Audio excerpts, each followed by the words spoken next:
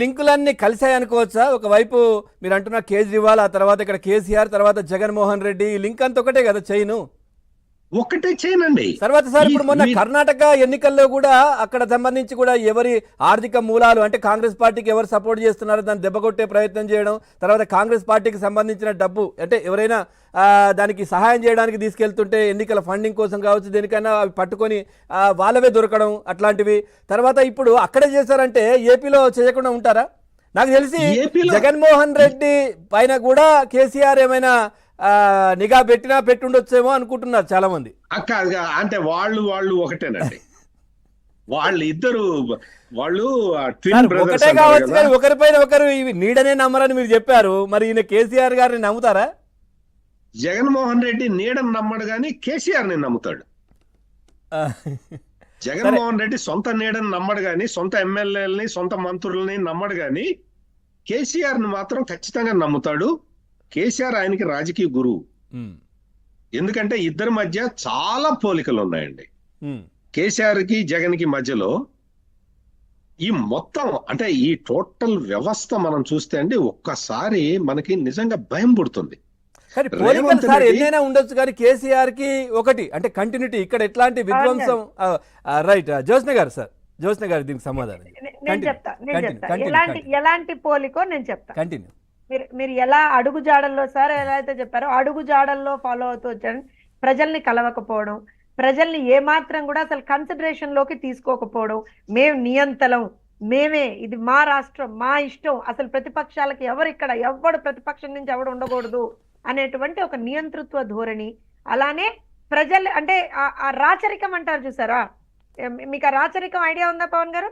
ఇది వరకు రాజులు వెళ్తుంటే అమ్మో రాజు వచ్చేస్తున్నాడని పరదాలు కట్టేసేవాళ్ళు, గుర్తుందా మీకు? ఇప్పుడు రోడ్డు మీదకి వచ్చారు కేసీఆర్ గారు, ఈ రోజు రైతుల దగ్గర తిరుగుతున్నారు. ఇదేదో ముందు చేస్తుంటే బాగుండేది అనే కామెంట్స్ వస్తున్నాయి. ఇవాళ జగన్మోహన్ రెడ్డి కూడా తిరుగుతున్నాడండి ఏసీ బస్సులో కూర్చుని. ఏసీ బస్సులో కూర్చుని వంకర నవ్వుతూ వంకర దండం పెడుతూ తిరుగుతున్నాడు. అనకూడదు కానీ ఇప్పుడు ఇందాక నేను మీకు ఒక వీడియో చూపిస్తానన్నాను చూసారా, వినండి ఒక్క నిమిషం. ఇది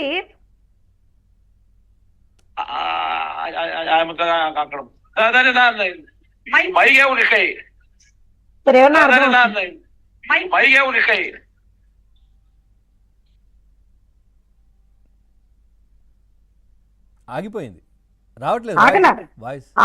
ఆగారు అంతే. ఆయన తెల్లమొహం వేశాడు అక్కడ, ఆయన తెల్లమొహం వేశాడండి. ఆయన మాట్లాడట్లా అక్కడ. ఇది పరిస్థితి, ఇది పరిస్థితి అక్కడ. సారీ జ్యోత్స్న గారు, అంటే కమింగ్ బ్యాక్ టు సబ్జెక్ట్, ఈ టెలిఫోన్ ట్యాపింగ్ చేయాల్సింది కేసీఆర్ మీద, జగన్మోహన్ రెడ్డి మీద చేయాలండి. ఓకే, ఎందుకు చేయాలంటే అసలు రాజకీయ కుట్రలు పన్నింది వీళ్ళిద్దరు. ఇక్కడ రేవంత్ రెడ్డి కుట్రలు పన్నలేదండి. కాంగ్రెస్ పార్టీలో కుట్రలు పన్నడానికి అవకాశం ఉండదు.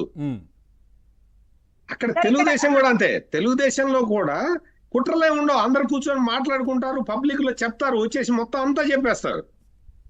సార్ ఒక చిన్న విషయం చెప్తాను సార్. ఇప్పుడు కూటమిలో భాగంగా మాకు కొన్ని చోట్ల సీట్ల విషయంలో కొంచెం చిన్నపాటి ఇబ్బందులు ఎదురైనా సరే ఏ నాయకుడు కూడా ఎక్కడా కూడా దానికి సంబంధించి ఏమంటారంటే దెర్ ఇస్ నో అంటే వాళ్ళలో వాళ్ళు ఉండడం కాదు. ఒక మాట బయటకు మాట్లాడినా మళ్ళీ చంద్రబాబు నాయుడు గారు పిలిచి మాట్లాడుతున్నారు అంటే ప్రజాస్వామ్యం అనేటువంటిది అంతర్గతంగా కూడా మాకు పార్టీలో ఉంటుంది. అది తెలుగుదేశం పార్టీకి ఉన్నటువంటి ఒక బలం. అది నిజంగా బలహీనతను చాలా మంది అంటారు కానీ అది బలం అంటాను నేను. ఎందుకంటే ప్రజాస్వామ్యం అనేటువంటిది మేము ఏ రకంగా అయితే రాష్ట్రంలో చూడాలనుకుంటామో అదే ప్రజాస్వామ్యం మా పార్టీలో కూడా ఉంటుంది. ఇప్పుడు ఫోన్ ట్యాపింగ్ విషయానికి వస్తే పవన్ గారు, బేసిక్ గా ఇక్కడ నాకు అర్థం కాని విషయం ఏంటంటే ఇవాళ అధికారులు పట్టుబడుతున్నారు, ఇంకోళ్ళు పట్టుబడుతున్నారు, బట్ మీరు ఇందాక ఒక మాట అన్నారు చూసారా, కేసీఆర్ ఏమన్నా చెప్తాడా వీళ్ళ ఫోన్లు ట్యాప్ చేయండి, వాళ్ళ ఫోన్లు ట్యాప్ చేయండి అని. ఇవాళ దీన్ని నేను I will relate to one more issue అండి. ఎందుకంటే ఇవాళ ఎలక్షన్ కమిషన్ ఒక చాలా కీలకమైనటువంటి ఒక ఇది ఇచ్చారు, ఆ ఇన్స్ట్రక్షన్ ఇచ్చారు వాలంటీర్లకు సంబంధించి. దానికి సంబంధించి ఒక మాట అంటే ఎంత దుర్మార్గంగా జగన్మోహన్ రెడ్డి మనుషుల్ని వాడుకుంటాడు, వ్యవస్థల్ని వాడుకుంటాడు అనేటువంటి దాన్ని మాత్రం ఇవాళ రోజు మనం ఖచ్చితంగా గమనించాలండి. వాలంటీర్ వ్యవస్థని వాడుకుంటున్నాడు జగన్మోహన్ రెడ్డి. వాలంటీర్ల భుజాల మీద గన్నులు పెట్టి కాలుస్తున్నాడు జగన్మోహన్ రెడ్డి అని 100 సార్లు 1000 సార్లు మేము చెప్పాం. వాళ్ళని అన్యాయంగా వాళ్ళ ఉసురు పోసుకుంటున్నాడు జగన్మోహన్ రెడ్డి అని చెప్పాం మేము. వాళ్ళని అన్యాయంగా వాళ్ళతోటి తప్పులు చేయిస్తున్నాడు జగన్మోహన్ రెడ్డి అని చెప్పాం మేము.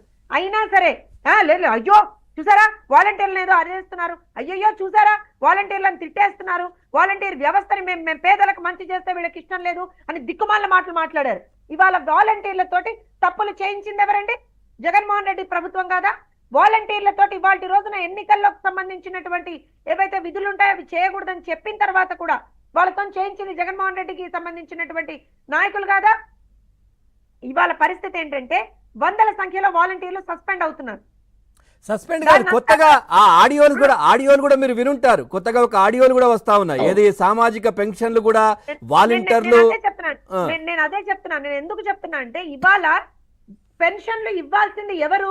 ప్రభుత్వ ఉద్యోగులు ఇవ్వాలి. నేను నిన్న కూడా ఒక డిబేట్ లో ఇదే మాట చెప్పాను. పెన్షన్లు ఇవ్వాల్సింది ఎవరు?